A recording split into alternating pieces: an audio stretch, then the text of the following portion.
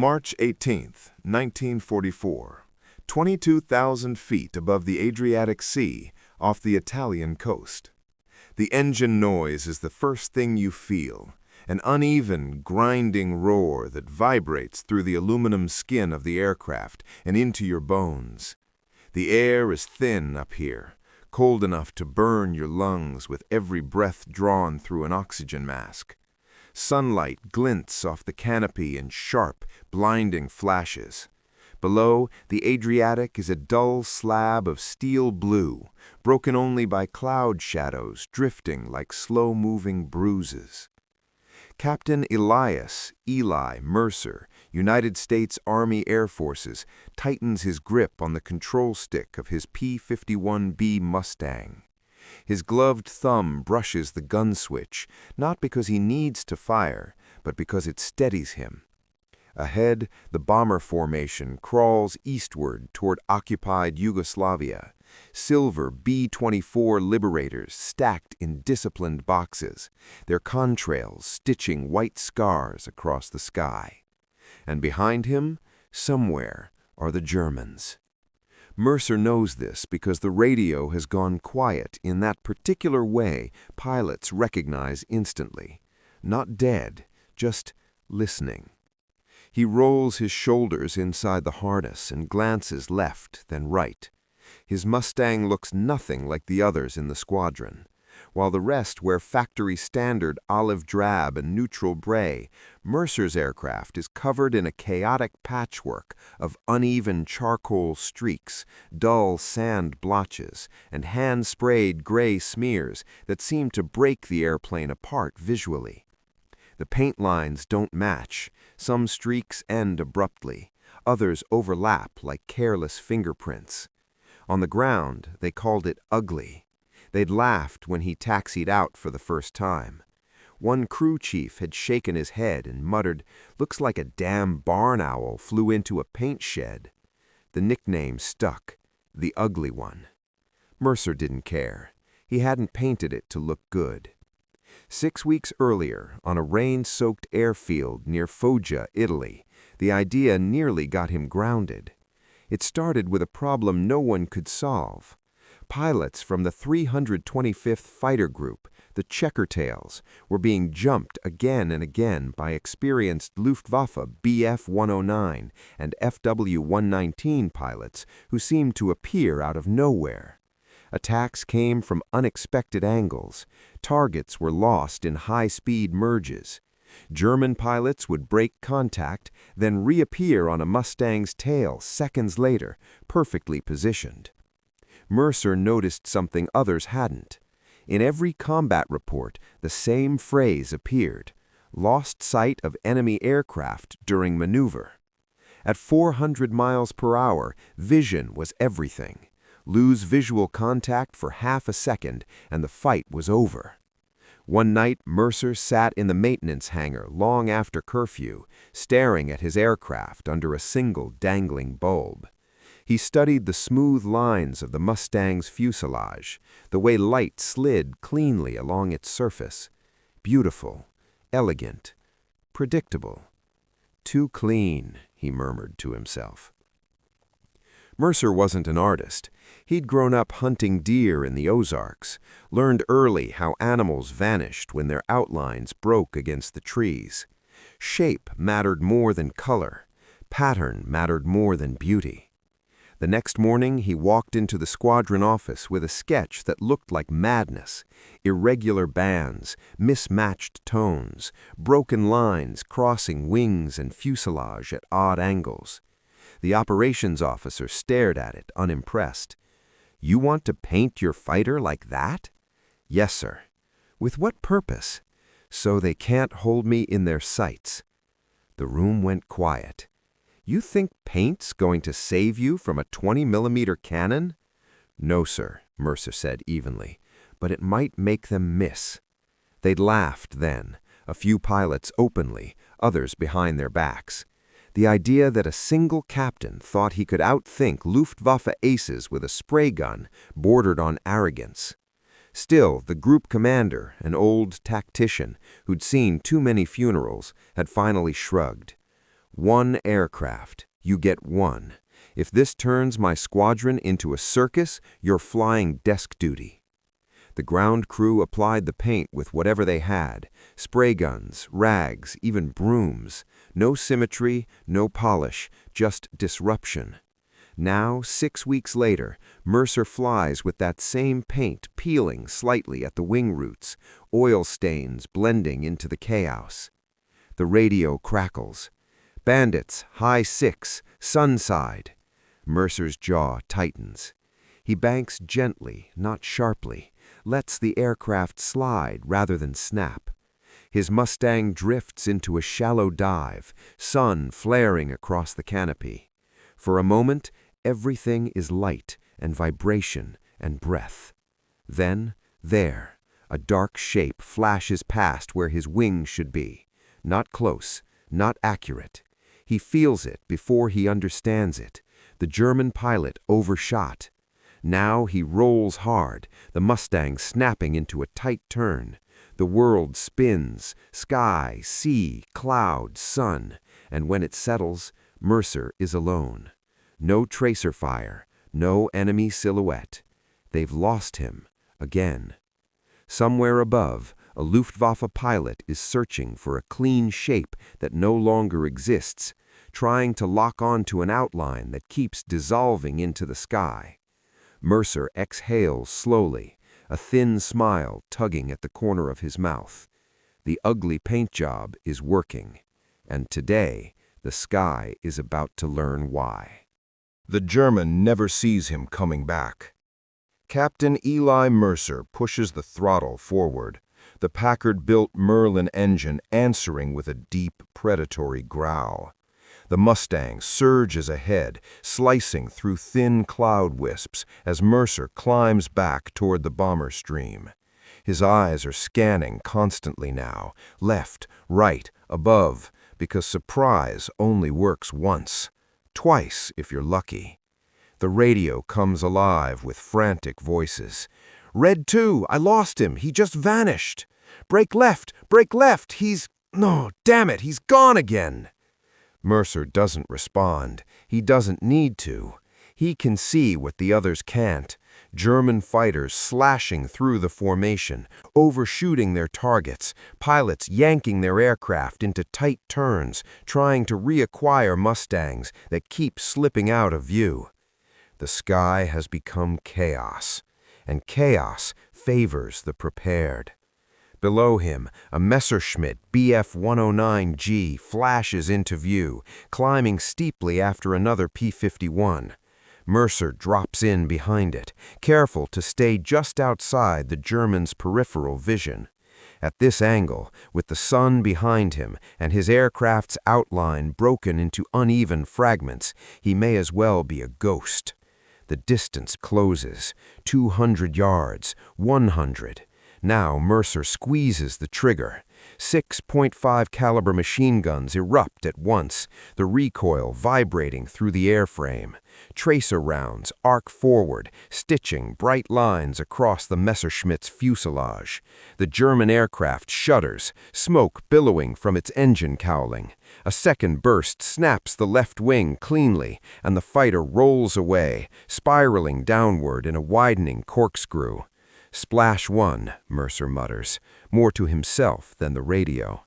It should feel triumphant. Instead, it feels inevitable.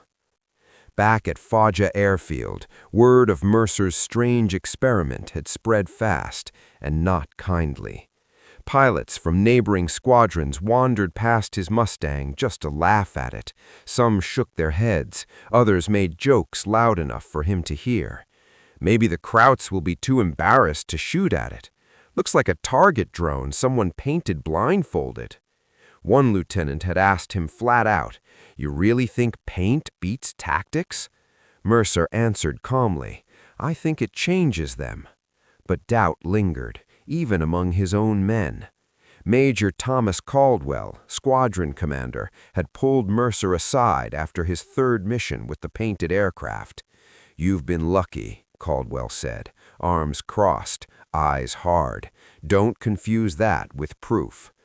Mercer hadn't argued. He simply handed over his gun camera film. Caldwell watched in silence as enemy fighters consistently overshot Mercer's position, firing too early or too late, their aim just slightly off. In several clips, German aircraft fired where Mercer was, not where he was. The major said nothing when the film ended. Now, high above the Adriatic, that same principle is playing out again and again in real time. Mercer spots another German, an FW-190A, heavier, faster in the dive. The pilot brakes toward Mercer head-on, confident, aggressive. At the merge, Mercer does something unexpected. He doesn't jink hard. He lets the Mustang slide just a fraction off-axis, the broken paint disrupting the clean silhouette the German expects to track. At closing speed, that fraction becomes everything. The Focke-Wulf fires. Tracer rounds rip through empty air. They pass close enough for Mercer to feel the turbulence slap his wings. Too close, but not close enough. The German pilot pulls up, trying to loop back. For a split second, Mercer catches the glimpse of the enemy cockpit, helmet, goggles, the unmistakable turn of a head searching for him. Mercer is already gone. He drops beneath the German's turn, cutting throttle, letting the aircraft sink into shadow and cloud haze. The Focke-Wulf roars overhead, its pilot still hunting a shape that refuses to stay whole. Mercer climbs again, settling onto the German's tail like a shadow reattaching itself. This time, the firing pass is brutal and final. By the end of the engagement, the bomber formation is intact. 3 German fighters are confirmed destroyed. 2 more are damaged and fleeing. And Mercer? He hasn't taken a single hit. When the Mustangs regroup, the radio chatter has changed. No jokes now, no laughter. Red lead, what the hell did you do to your plane? Mercer glances at his wings, the messy paint catching the light in dull, uneven ways.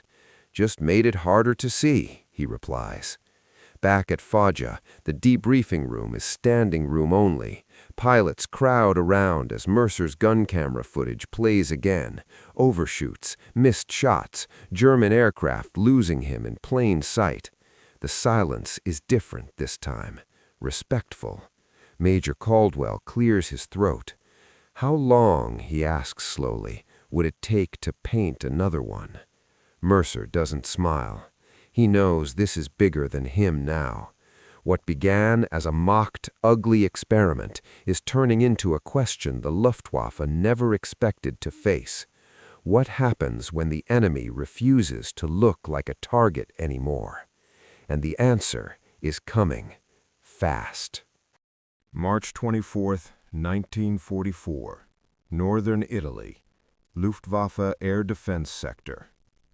Oberlieutenant Karl-Heinz Richter sits hunched over a scarred wooden table, flight gloves still hanging from his belt.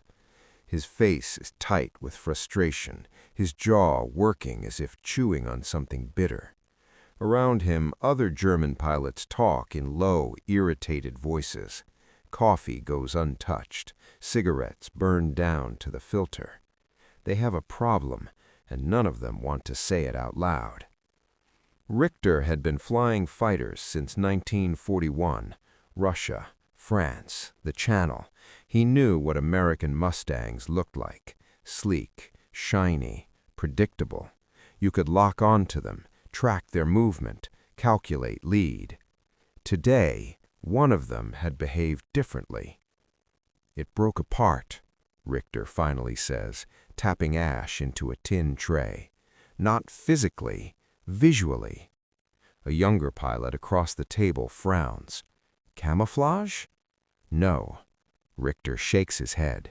Camouflage blends. This didn't blend. It confused.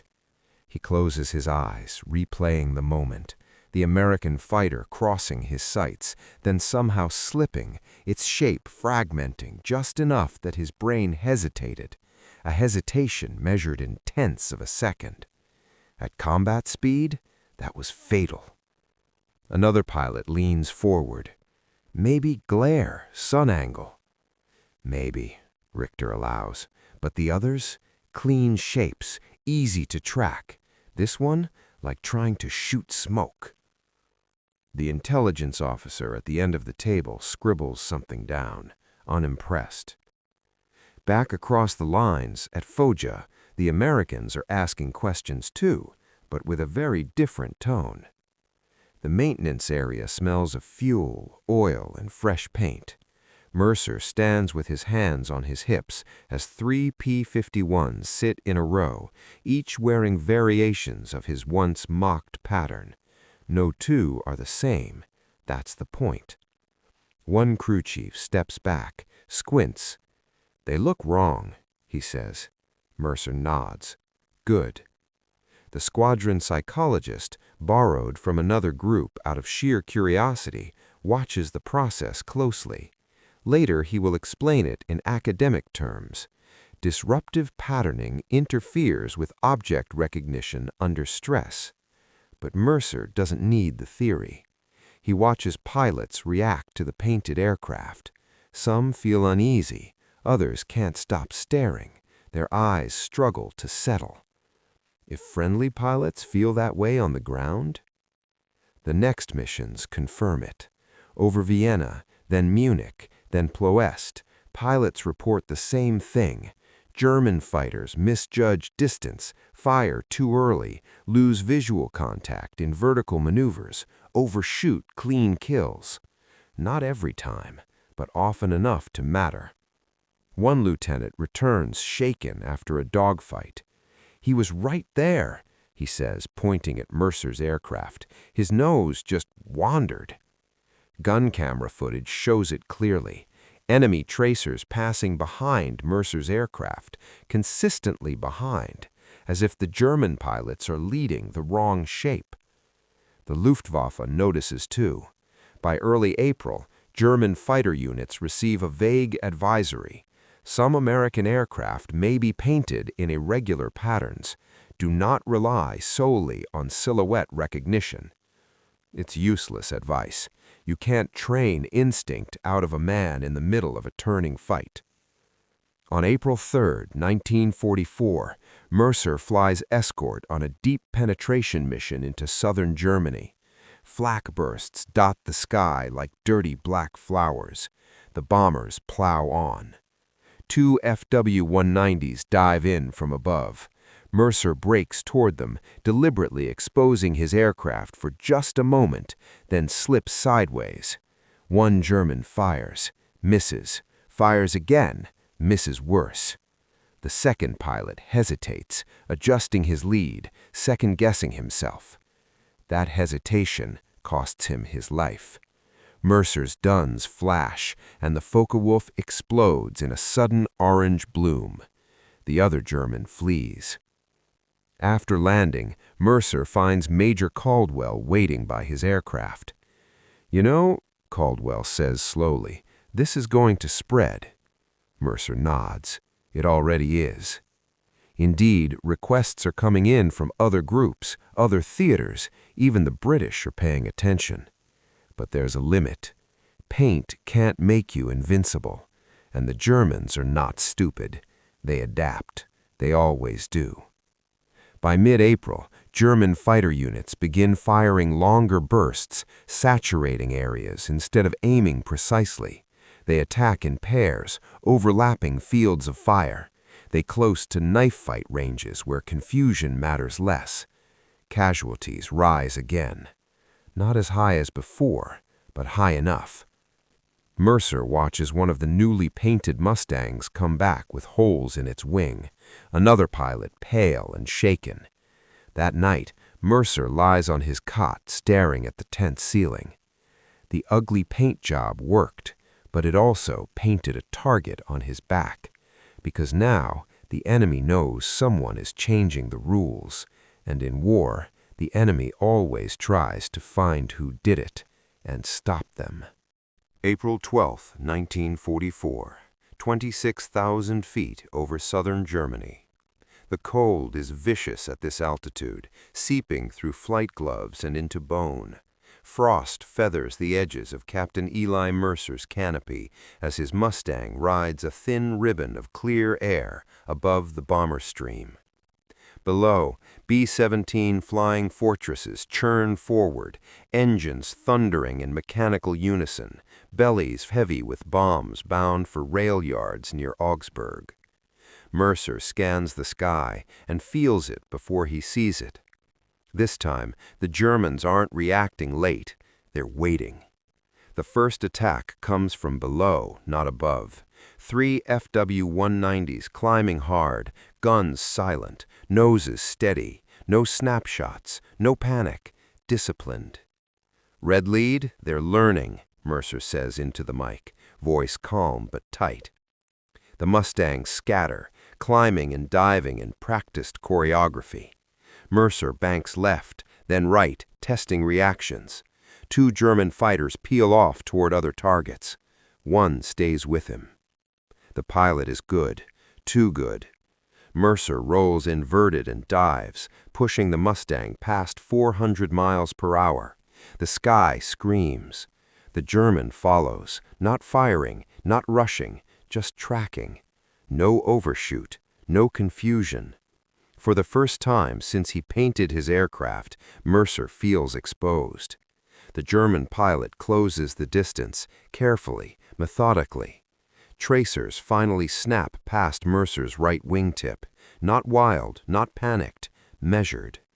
This isn't a man trying to see him, this is a man trying to erase the advantage.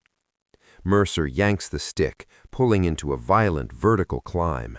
The engine strains, G-forces crush him into the seat. His vision narrows. At the top of the climb, he kicks rudder and rolls. The German stays with him. Too close. Mercer realizes the truth in a sudden cold flash of clarity. They aren't aiming at him anymore. They're aiming at where the confusion should be. The Luftwaffe has stopped trying to understand the pattern. Instead, they're flooding it, firing into space, cutting off escape angles, forcing close combat where outline doesn't matter. The paint has shifted the fight, but it hasn't ended it. Mercer dives again, pulling low toward the bombers. Flak bursts explode around him, black clouds blooming too close for comfort. The German fires, rounds punching through Mercer's left wing. Warning lights flash. The Mustang shudders. "Red lead het," someone shouts. Mercer grits his teeth and keeps flying. At 18,000 feet, the German finally commits, closing to point-blank range. Mercer feels the bullets tear past, hears the dull thuds against metal. Then, suddenly, the German breaks away, not in fear, in confusion. Another Mustang, also painted, differently, slides into view from above, its broken pattern overlapping Mercer's in a way that momentarily creates visual chaos even he struggles to read. The German fires between them, between. Mercer snaps onto the enemy's tail and fires. The Messerschmitt disintegrates, pieces spiraling away into the thin air. Mercer's hands are shaking as he pulls away. Back at Foggia, the debrief is grim. Yes, the mission succeeded. Yes, bombers returned. But damage reports stack up. Pilots describe Germans deliberately targeting painted aircraft, calling them out over the radio. They knew what to look for, or rather, what not to trust, one lieutenant says. Major Caldwell rubs his temples. We broke their expectations. Now they're breaking ours. The higher-ups take notice. Orders come down. Limit painted aircraft usage. Rotate patterns. No 2 planes alike. No predictable placement. The ugly paint job becomes doctrine, but a cautious one. Mercer stands alone by his Mustang that evening, running a hand along the chipped, chaotic paint. It looks tired now, scarred, honest. A crew chief approaches quietly. "Sir," he says, "you regret it?" Mercer thinks of the pilots who came home alive because German tracers passed inches wide. Thinks of the ones who didn't. "No," he says finally, but I don't think it was ever meant to last forever. War adapts, so must the men inside it. Mercer knows his trick has bought time, lives, space, but the Luftwaffe is learning, and the sky is getting smaller. April 25th, 1944. Over the Brenner Pass. Clouds choke the mountain valleys below, thick and rolling, hiding rail lines and roads that snake through the Alps like exposed veins. The bombers fly higher today, skirting weather and flak alike. The Mustangs weave above and below them, guardians in a sky that feels tighter with every mile. Captain Eli Mercer checks his gauges. His aircraft still flies true, but it carries scars now, patched holes, riveted repairs, paint flaked and burned by exhaust. The ugly pattern has grown uglier, but also suppler. The wear has softened its edges, blending chaos into motion. German fighters appear suddenly from the cloud cover, 4 of them, fast and aggressive. No finesse this time. They come straight in. Mercer doesn't wait. He dives into the clouds. The world vanishes. White engulfs the canopy. Moisture streaks across the glass. There is no horizon, no up or down, only instruments and instinct. The Merlin engine howls as Mercer pushes the Mustang through blind turns, changing speed, angle, rhythm. Inside the cloud, shape means nothing, but timing does. A burst of tracers slices past his left wing, wild, desperate. The German pilot can't see him, can't judge closure, can't decide when to fire. Mercer bursts out of the cloud, low and fast, sunlight slamming into his eyes. He rolls instantly, climbs hard, and finds one of the Germans emerging seconds too late, nose swinging in confusion. Mercer fires once. That's all it takes. The remaining German fighters break away. When Mercer lands back at Foggia, he learns the numbers. Losses among painted aircraft are lower. Not zero, never zero, but lower. Because the planes aren't invincible. Because pilots hesitate. Because hesitation creates gaps. Because gaps mean survival. By May, the practice spreads quietly. Some groups adopt partial disruptive patterns. Others roughen paint intentionally, dulling surfaces, breaking reflections. It's never formalized into a single scheme, just fragments of an idea, passed from squadron to squadron, like a rumor that won't die. Mercer's name fades from reports. The paint becomes just another tool. That's how war works. On May 12, 1944, Mercer flies his last combat mission. His Mustang returns with empty ammunition bays and fuel fumes in the tank. He lands without ceremony, taxis in, and shuts down the engine. For a long moment, he doesn't move. The crew chief waits patiently. Finally, Mercer climbs out, boots hitting the tarmac with a dull thud. He looks at the aircraft one last time. It isn't beautiful, but it worked. Years later, after the war, pilots will argue about tactics, about formations, about engines and guns. Few will mention paint. Fewer still will remember the man who trusted his instincts when everyone else laughed. But in the spring of 1944, high above Europe, there were German pilots who went home shaken, not because they were outgunned, but because they lost sight of an enemy who refused to look like one. And sometimes that was enough. June 1944. Foggia Airfield, Italy. The war moves on without ceremony. New pilots arrive with clean uniforms and anxious eyes. Old pilots leave, some rotated home, some carried away in silence. The airfield is louder now, busier, yet somehow emptier at the same time. Captain Eli Mercer no longer flies combat. Officially, he's been reassigned to training and evaluation. Unofficially, the brass wants him alive. Men who survive long enough to notice patterns are rare, and the Army Air Forces has learned not to waste them. Mercer stands at the edge of the runway as a new flight of Mustangs lifts off, their engines merging into a single rising roar.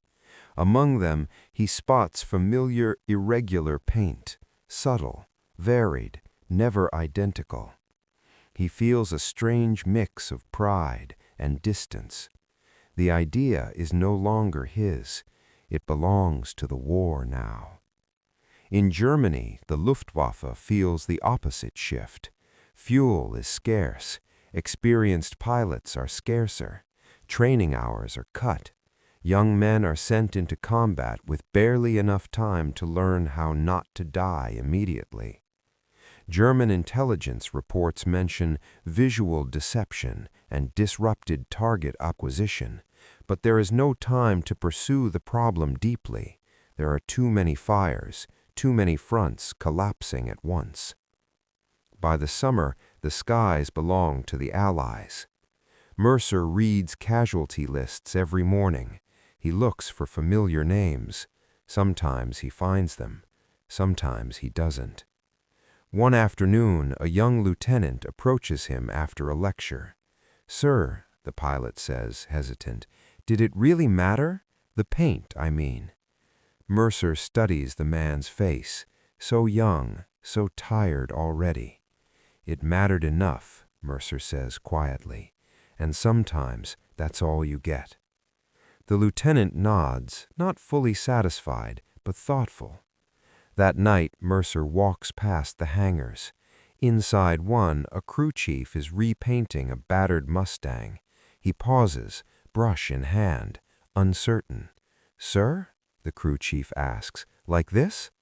Mercer looks at the uneven streaks, the imperfect lines. "Don't make it pretty, make it confusing." The crew chief grins and goes back to work. Years later, after victory parades and debriefings, after history begins to sand rough edges smooth, Mercer will fade into civilian life. He will never give interviews, never claim credit.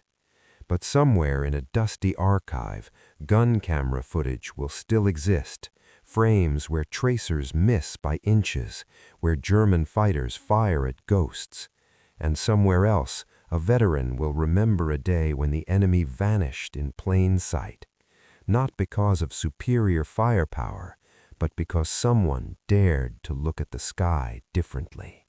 August 1945. The war is over.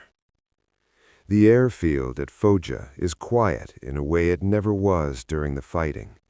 No scramble bells, no engines warming in the dark. Just wind moving through tall grass at the edges of concrete that once shook under full power. Eli Mercer walks alone.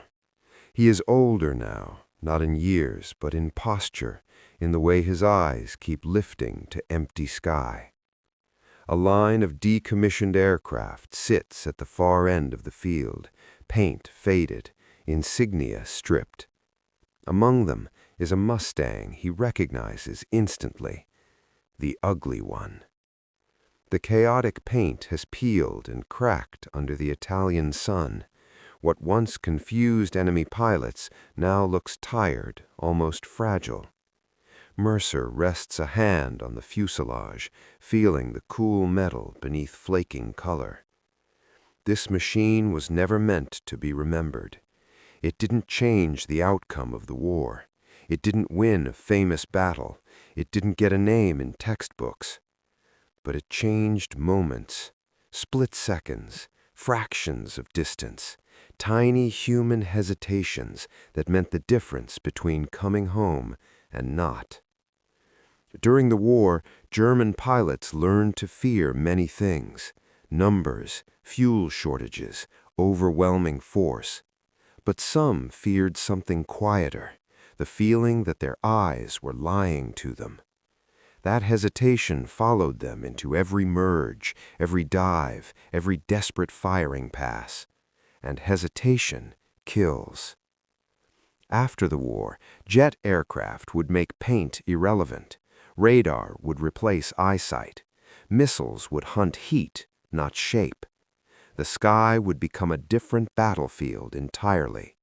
But for a brief moment in 1944, in the narrow margins where human vision still ruled combat, an ugly idea saved lives.